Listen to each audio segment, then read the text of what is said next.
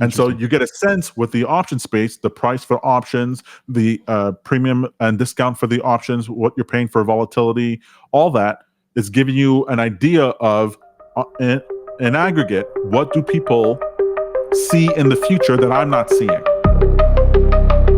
Here at TradersPost, I actually want us to talk more about what makes you a good trader and things like that.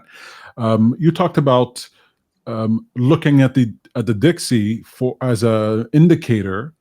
Two things. You talked about looking at the DXY as an indicator for your trades, as well as options volatility or something like that. Can you expound upon that?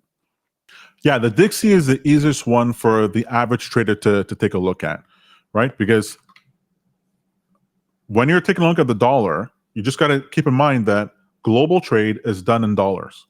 Sure, other currencies are involved, but they're usually bounced off by the dollar at some point. The global debts are denominated in dollars. That's why it's a reserve currency. And so whatever the dollar is doing is giving you an idea, net, what is happening within the system. So if the dollar is going up, like we see here, the dollar has been going up since 2009, you might have heard the dollar is crashing, the dollar is crashing. The dollar is not crashing. The dollar is getting stronger and stronger year over year on average, because liquidity is drying up more and more and more and more and more as we go. So eventually this will be a problem, and we're gonna have to deal with it. So the DXY is a great proxy for when it goes up, there's liquidity problems within the global system. When it goes down, there's liquidity benefits. They're adding liquidity. But just think of it in terms of what goes on. And the only way to have the dollar go up is for someone to sell an asset to buy dollars. Right. Makes it go up. And if more people are doing that than selling it, then the dollar goes up. That means net global liquidity is drying up because people are selling the assets in order and buying dollars. If it goes the other way, people are selling the dollars. They go, it's better for me to own this asset that's just means dollars in the future, right? That's why you're buying the asset. It means dollars in the future, than to have these dollars now. Now, for the option space, it is super, super useful to understand that, because what the options are basically the stock market in the future, right? People are betting in the future what they think the price will be. And so if you're trying to trade now for the future, it's sort of like seeing the goalie move to the left side of the net. I'm going to use a sports ball reference, even though I know anything about sports ball, but it's seeing the goalie move to the left side of the net. Because what he's seeing, he's looking towards you, you're running this way, you might not be seeing what's going on around you. And him moving over there indicates to you what he sees other people are doing. Right?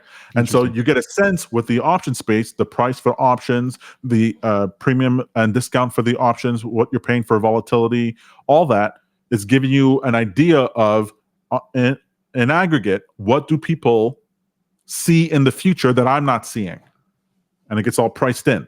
So if in the future, the call option, but another market will go up, is more expensive than the put option, that means people think the market will go up. In general, I'm just trying to boil this down. If the call option is higher than the put, that means people think that the market's going to go up, and so you have to pay a higher price in order to get that option. Right. And so that's why it's useful. And the more you learn about options, the more you can get a sense of what's going on in the future. And the options are broken down by time. So you have zero-dated options for right now. It'll tell you what they think is going to happen during this session, tomorrow, next week, the next month, next quarter, next year, 5 years out, whatever. You can have options that go out for years.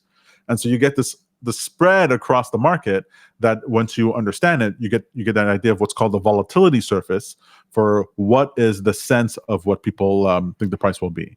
And the price, you start seeing it as a ball. I see it as a ball rolling down hills and going over mountains around this volatility surface.